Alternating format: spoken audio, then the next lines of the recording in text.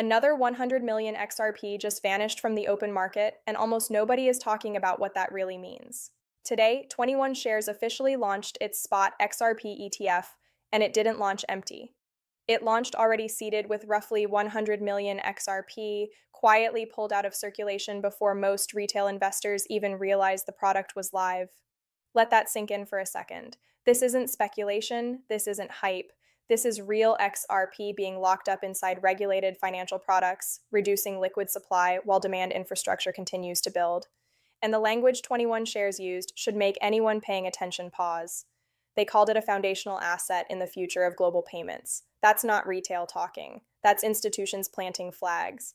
Now here's where this gets serious and where most people miss the opportunity. With the right guidance and knowledge, most losses in crypto wouldn't have been losses at all. They could have turned into smarter decisions that compounded into 5 times or even 10 times wins over time. The real difference between people who panic and people who build real wealth is investing in themselves early before the crowd understands what's happening. That's exactly why I built XRP Insiders Elite. Inside, you get exclusive XRP insider reports, institutional grade insights, the same millionaire mindset and investor frameworks used by top 1% crypto investors, and full access to premium wealth resources, all bundled in one place.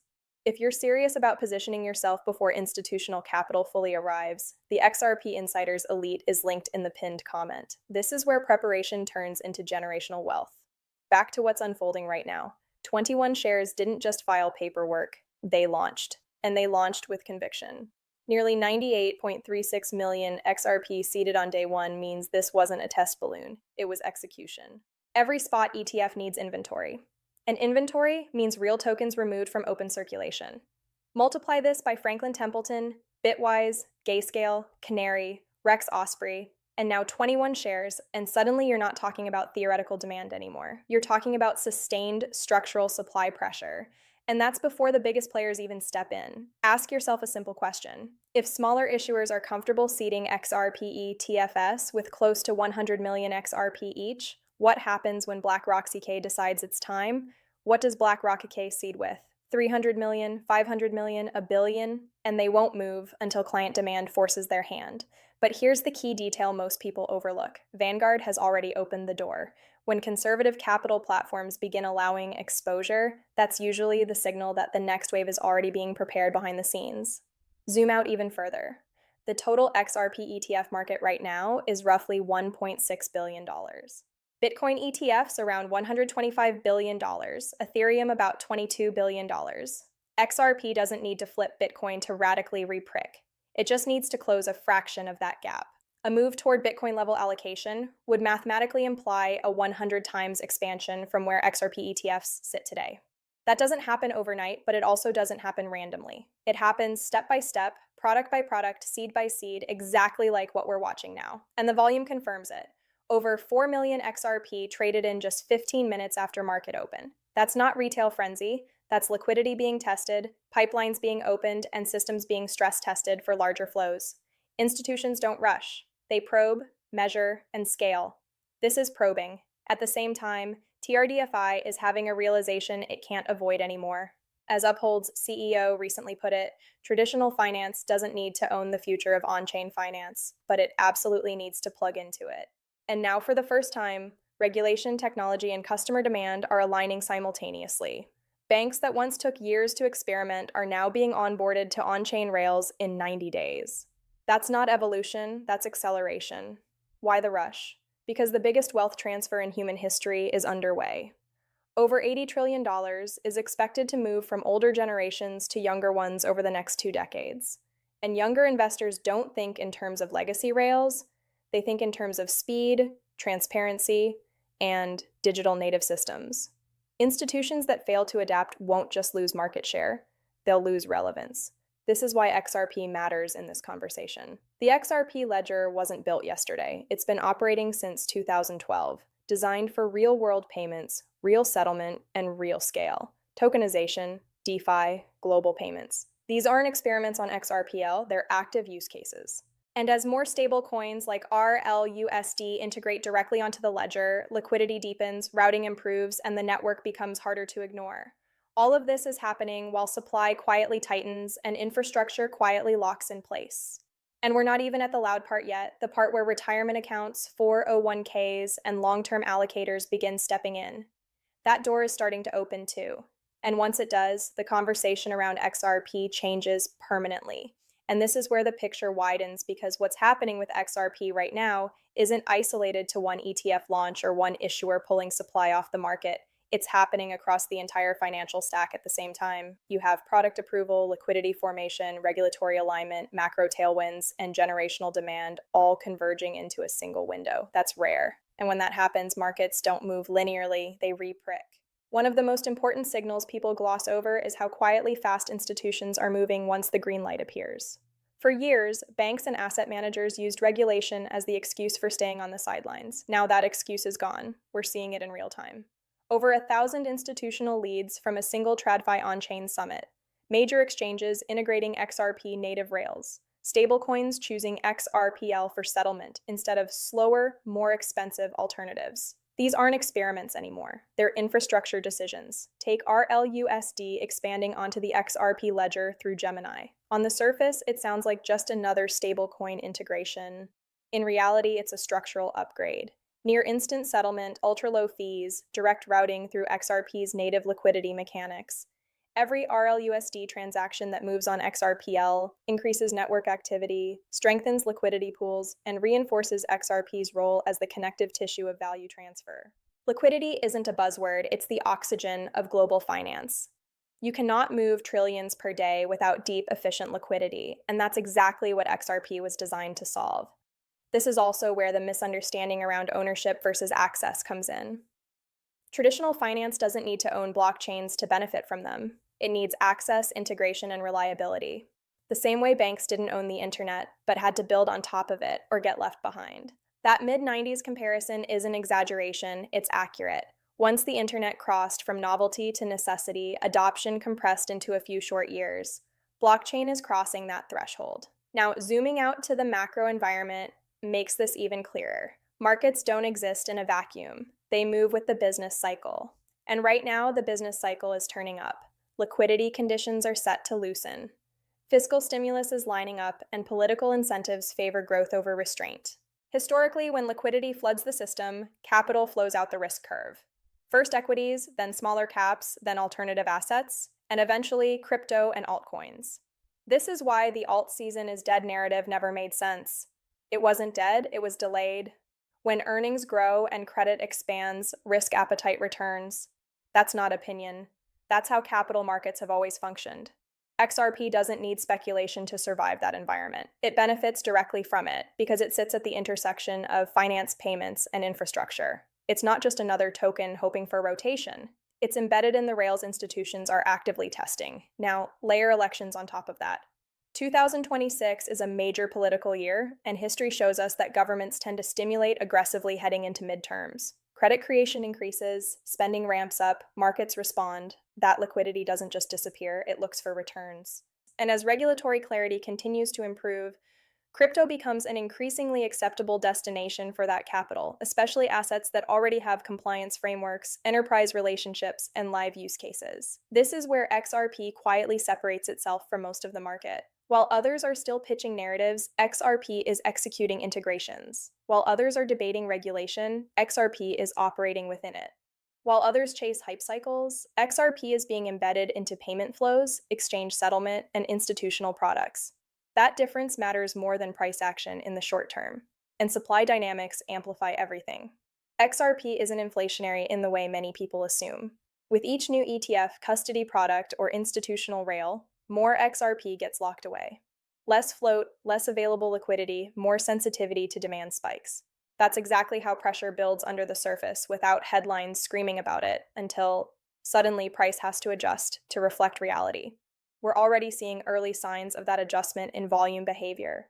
Short bursts of high activity, rapid settlement, growing depth across trading pairs. These are mechanical signals, not emotional ones. Markets telegraph structural change before they reflect it in price. Then there's the retirement angle, which may be the biggest sleeping giant of all. What's happening right now isn't loud or flashy, but it's foundational. The push to allow Bitcoin and crypto exposure inside 401ks and other retirement accounts always begins cautiously. Bitcoin first, limited access, strict guardrails. That's how institutions move. But once the framework exists, it doesn't get reversed. It expands. Trillions of dollars are locked inside retirement vehicles. Even a 1 to 2% allocation into digital assets creates demand that dwarfs retail speculation. This isn't about traders chasing volatility. It's about long-term capital seeking assets that can survive decades of monetary change. When retirement funds step in, the time horizon shifts from months to generations. What's especially important is that XRP is increasingly mentioned alongside Bitcoin in these conversations. That's not accidental. Bitcoin represents digital scarcity. XRP represents global payments, liquidity, and settlement infrastructure. Those are two very different functions, and both are essential to a modern financial system. Retirement capital doesn't chase hype. It allocates to relevance. Being positioned in the same regulatory and institutional discussions as Bitcoin signals recognition that XRP isn't a side experiment. It's part of the plumbing. Once retirement money gains access, the demand curve fundamentally changes, and the market never looks the same again. What makes this moment especially powerful is timing. XRP spent years in regulatory limbo while infrastructure quietly matured. Now, as clarity emerges that infrastructure is already built, the rails are live, the partners are onboarded, the products are launching. This isn't the beginning, it's the acceleration phase. And as more capital, more products, and more institutions plug into these rails, the question stops being if XRP plays a central role and starts becoming how much of it is left when the rest of the world finally realizes what's already been set in motion. This is not financial advice. Once a system starts reinforcing itself, momentum no longer comes from speculation. It comes from necessity. Liquidity attracts liquidity. Usage attracts more usage. Products create demand, and demand justifies more products. That loop is beginning to form around XRP, and it's forming at the institutional level, not just on crypto Twitter. Look at how fast narratives shift once capital commits. The moment ETFs hold real inventory, custodians step in. When custodians step in, compliance frameworks tighten. When compliance tightens, retirement platforms and large allocators get comfortable. And when those players move, price becomes a consequence, not the objective. This is how Bitcoin crossed its own threshold, not through hype, but through legitimacy, custody, and regulated access. XRP is now walking that same path, only with a payments use case baked directly into its core. What makes this cycle different from previous ones is that XRP doesn't rely on belief alone. It relies on throughput, speed, cost efficiency, and interoperability. These aren't marketing terms, they're engineering constraints.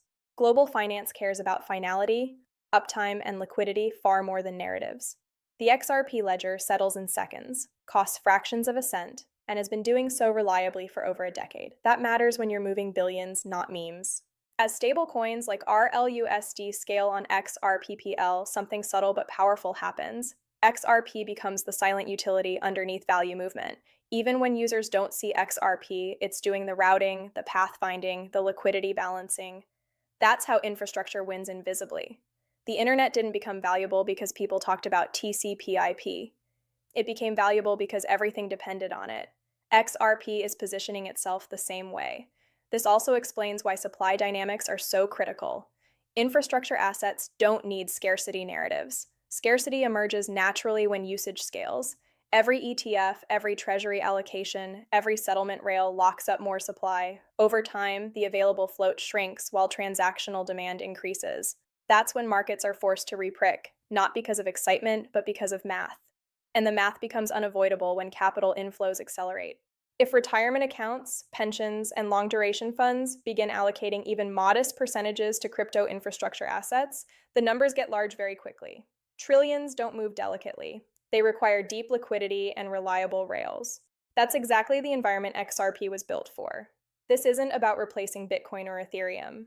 It's about complementing them in a financial system that needs different tools for different functions. Another overlooked factor is geographic neutrality. XRP isn't tied to a single nation's payment system. It's built for cross-border value transfer, which becomes increasingly important in a fragmented global economy. As regions experiment with digital currencies, tokenized assets, and new settlement layers, interoperability becomes the real prize. Systems that can't talk to each other don't scale globally. XRP's design philosophy anticipated this long before it became a mainstream concern. We're also seeing a generational mindset shift. Younger investors don't separate technology from finance. To them, it's the same thing. They expect real-time settlement, low fees, and digital native experiences. Institutions that want access to that future customer base have no choice but to adapt. Blockchain connectivity isn't optional anymore. It's table stakes. And once firms make that leap, they rarely go backwards. This is why the next phase won't feel explosive at first. It will feel quiet, methodical, almost boring. More filings, more integrations, more back-end upgrades, and then suddenly one day the market will realize that XRP isn't a speculative asset waiting for permission. It's a financial primitive already embedded in the system. By the time headlines catch up, positioning will already be done. The people who understood the infrastructure phase will be sitting on assets that institutions now need, not just want. That's how asymmetric opportunities are created. Not through noise, but through preparation. And preparation is the real edge. Information alone isn't enough. Context matters, timing matters, discipline matters. The difference between reacting to the market and anticipating it is education and framework. That's why so many people buy late, sell early, and repeat the cycle. Not because they're wrong about the technology, but because they never built the conviction to hold through uncertainty.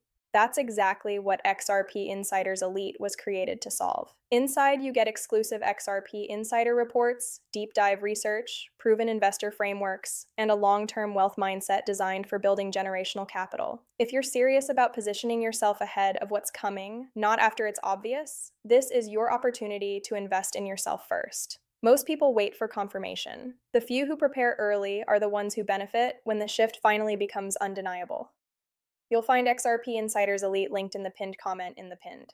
The financial system is changing whether people are ready or not. Liquidity is moving, infrastructure is locking in, supply is tightening, and XRP is quietly becoming harder to ignore by the institutions that matter most. The question now isn't whether this transformation happens, it's whether you positioned yourself early enough to take full advantage of